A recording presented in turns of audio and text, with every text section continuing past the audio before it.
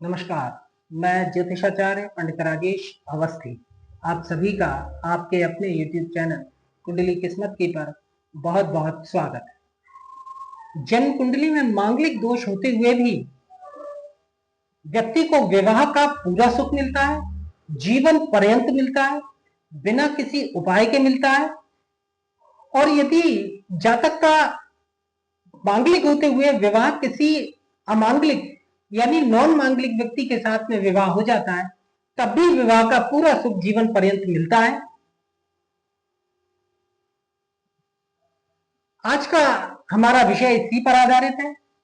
जन्म पत्रिका में 3 स्थितियां मैं ऐसी बताऊंगा जिनके होने पर जातक को जीवन पर्यंत विवाह का सुख मिलता है, मांगलिक दोष होते हुए भी बिना किसी उपाय के मिलता है, और अमांगलिक व्यक्ति के साथ में विवाह होने पर भी जातक जीवन पर्यंत सुखी विवाहित जीवन जीता है।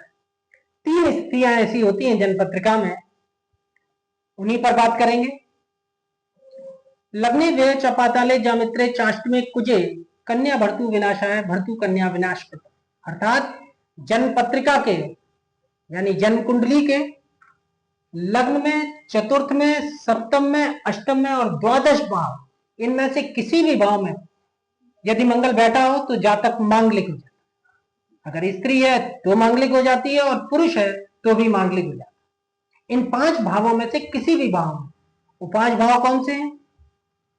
लग्न, चतुर्थ, सप्तम, अष्टम और द्वादश। इन 5 भावों में से किसी भी भाव में यदि मंगल बैठा हुआ है तो जातक मांगलिक होता है। मांगलिक दोष हो जाने पर या मांगलिक योग हो जाने पर व्यक्ति विवाह के सुख से वंचित होता है।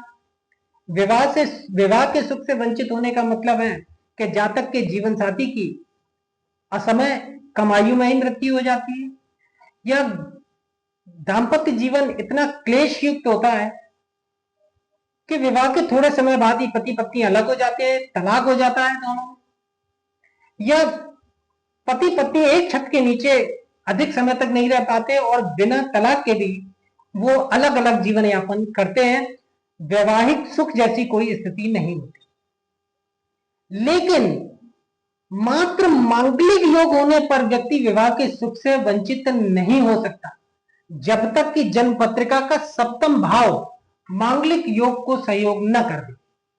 जन्म कुंडली का सप्तम भाव विवाह का भाव है, दाम्पत्य जीवन का भाव है, विपरीत लिंगी से मिलने वाले सुखों का भाव है, दैहिक आवश्यकताओं की पूर्ति का भाव है, वासनात्मक इच्छाओं की पूर्ति का भाव है, कामेच्छाओं की पूर्ति का भाव है। और जब ये भाव मांगलिक योग को सहयोग देता है तभी मांगलिक दोष अपना प्रभाव जातक के जीवन पर दिखाता है, अन्यथा नहीं दिखा सकता। सहयोग देने का मतलब है कि सप्तम भाव अगर बिगड़ जाता है, अशुभ हो जाता है, तब मांगलिक दोष जातक के वैवाहिक जीवन को नष्ट कर देता है। मैं 3 स्थितियां ऐसी बताऊंगा जिनके होने पर अगर जातक मांगलिक भी है तो भी जातक को जीवन पर्यंत विवाह का सुख मिलेगा, बिना किसी उपाय के मिलता है, और अमांगलिक व्यक्ति के साथ में विवाह होने पर भी मिलता है। पहली स्थिति है अगर सप्तम भाव, जो कि विवाह का भाव, क्योंकि आपको विवाह का सुख सप्तम भाव से ही मिलना है। सप्तम भाव का स्वामी यानी सप्तमेश जन्म कुंडली में बलवान होकर बैठा। बलवान होने से मतलब है अपनी उच्च राशि में हो सकता है सप्तमेश, अपनी खुद की स्वराशि में हो सकता है, किसी शुभ ग्रह के साथ में हो या शुभ ग्रह की दृष्टि में, केंद्र में बैठा हो, पंचम नवम में बैठा हो या एकादश भाव में बैठा हो। इन भावों में से किसी भी भाव में बैठा हो, उच्च राशि में हो सकता है, स्वराशि में हो सकता है, शुभ ग्रह के साथ में हो सकता है या शुभ ग्रह की दृष्टि में हो सकता है, तो ऐसा सप्तमेश बलवान होता है। दूसरी स्थिति सप्तम भाव का कारक ग्रह, अगर पुरुष की जन्म पत्रिका है तो सप्तम भाव का कारक ग्रह शुक्र होता है, और अगर कन्या की जन्म पत्रिका है तो सप्तम भाव का कारक ग्रह गुरु होता है।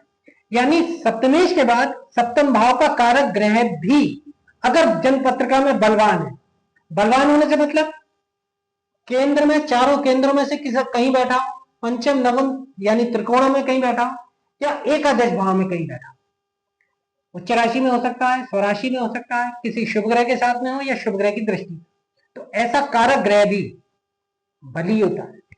ये दूसरी स्थिति हुई। और तीसरी स्थिति होती है सप्तम भाव में किसी शुभ ग्रह का बैठना या सप्तम भाव पर किसी शुभ ग्रह की दृष्टि।